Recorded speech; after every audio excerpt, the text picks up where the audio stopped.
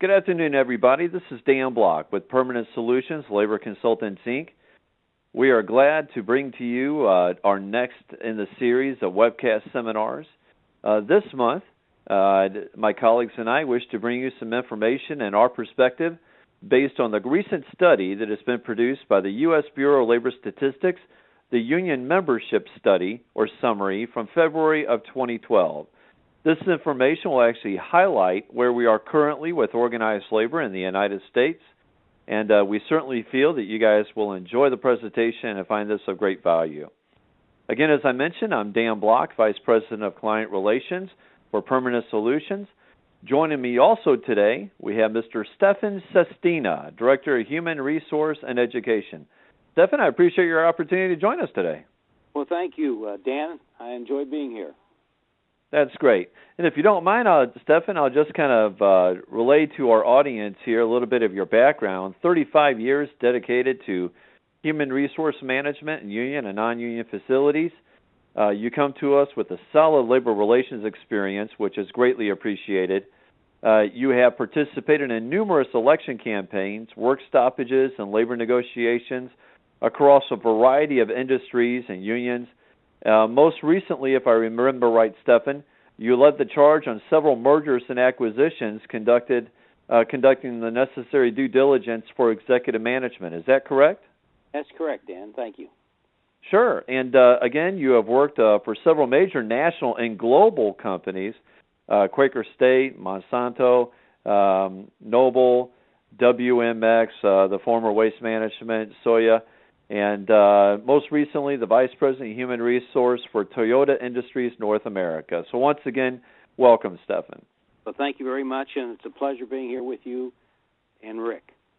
Great. Oh, and by the way, we do have Rick Torres on the phone with us as well. Rick, joining us, the President and CEO of Permanent Solutions. Rick, are you there? Yeah, I'm here, Dan. How are you? Oh, I'm doing fantastic, sir. I appreciate your participation today to join us and the courtesy. If I understand, I want to reach out to you as well to tell you thank you. Stefan and I both coming as new colleagues to Permanent Solutions. Yeah, it's my pleasure, Dan, and I want to welcome Stefan also as part of our executive management team. He brings a great amount of experience and dedication over the years to companies staying union-free, and we're very excited to have him on board with us. That's great. Well, gentlemen, if you don't mind, why don't we go ahead and we'll just get to the meat of the matter, all right? Very good. Permanent Solutions Labor Consultants. First, a little brief bio as far as our firm is concerned. Our motto is altering corporate DNA toward positive employee relations.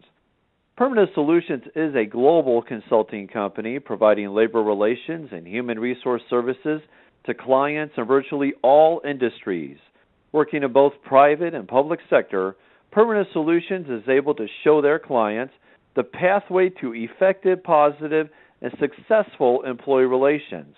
How do we do that? By offering a strong contingency of services to any company, regardless of size, proactive approach to union avoidance, our first response union avoidance team training, or what we call FURA training, union campaign management, direct persuasion services, and some of our newer services that we will talk about in more depth here in just a moment, the Union Vulnerability Index, or the UVI audits, Human Capital Solution Services, and Positive Employee Relations HR audits. But for today's presentation, we actually will be highlighting the recent data published by the Bureau of Labor Statistics and its Union Member Survey for 2011.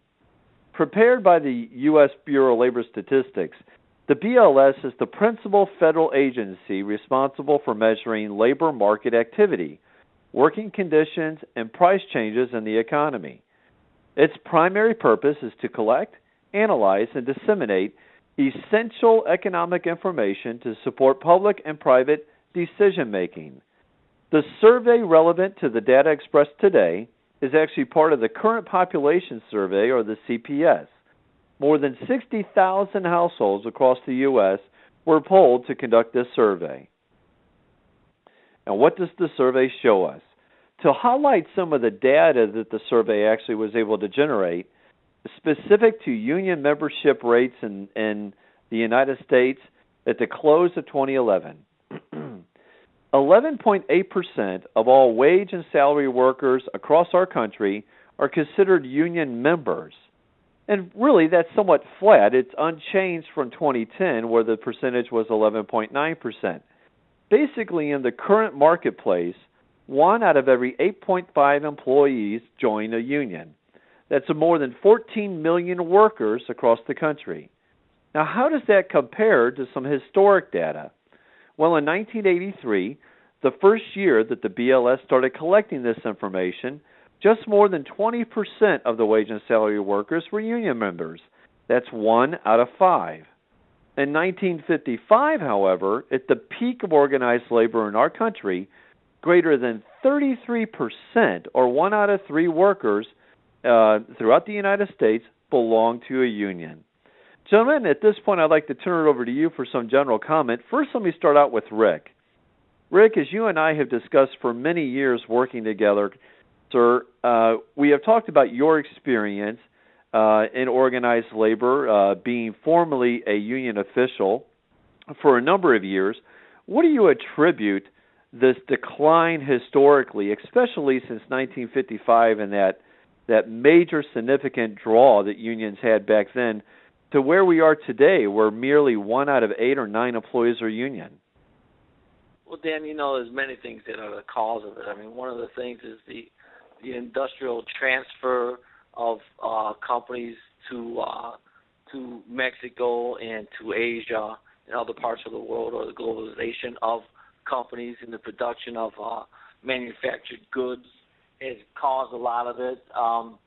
Also, a lot of it has been caused by, there was a time when unions were, in the conception, were helpful to employees. There's a lot of laws that are in effect now that weren't in effect at the time. You're talking your child labor laws, you're talking about many, many different safety laws that protect workers now that didn't protect them in the past. So it really, unions, and unions back years and years ago were very instrumental into pushing and enacting a lot of these laws. And in a way, they're kind of the victim of their own success, because now workers don't really need a union to push these safety issues, because we have them. So I mean, I have a lot of people who ask me, so what, tell me one good thing about a union, and I say, well, I can do that. In its past, its history, at some point they were helpful into pushing these laws to help protect workers. But at this time and place in our country's history, there's really not a need for workers to become unionized. Very good, Rick. Stefan, I would like to go ahead and ask you to add some comment as well, especially being a senior executive human resource leader working with global companies. I'm sure that you would validate the truth of the fact of how unions have been able to support much change that was needed throughout history. But Stefan, my question for you is really more to where we are today. Is there really a purpose for unions today at all? And what is the sense of employees and unionization now? As Rick mentioned, a couple key factors with the decline in manufacturing and laws changing across our country. But I think what's happened, too, is because of the global competition, companies became smarter. They realized that they have to be more competitive, and they have to be able to meet the demands on a very quick basis versus with the union, which would cause them to be much slower in becoming more competitive. So I think companies became more smarter. They realized that employees are very important to them, and they understood that we need to treat employees with more dignity and respect, and that it's very important for recognition. And employers started to implement these programs and policies. And when that came about, people saw, as Rick mentioned earlier, we don't need a union as much anymore. The only need for a union now is if you had an employer who really had a disregard for employees. And top companies today realize there's a major investment, actually a capital investment in their employees on the human relations side. and they're taking care of their employees better and able to meet the employees' needs where the union is not capable of meeting those needs today. So I think companies becoming more smarter and respecting the workforce has made a big improvement of becoming non-union and remaining that way, Dan. You know, Stephan, I have to say that one of those last caveats that you addressed there, you know, in other words, you somewhat were quoting the only time that perhaps a union is necessary. Rick, I'd like you to respond to that because ultimately unions aren't going to go anywhere. They still are going to exist, especially with the influence and the power that they have on the political structure. Wouldn't you agree to that fact, Rick, as far as where unions stand today and potentially for the future? Oh, absolutely, Dan. I mean, as I stated earlier, and as Stephan has mentioned also, is that you know, the unions have changed. You know, the whole structure has changed. Unions have become, and in ways they always wanted to be, but they have become a big business. And in being a big business, their intent is to stay and to grow stronger. Absolutely, the political strength is more concentrated now with the support that they have in the White House. There's many laws that we're watching change right in front of our eyes that are going to make it easier for unions to organize. But it's all about power. It's all about having the political influence. It's all about being able to have the power to influence companies to give into the demands. So yeah, absolutely, things have changed quite a bit, and they're going to continue changing. And unions are going nowhere.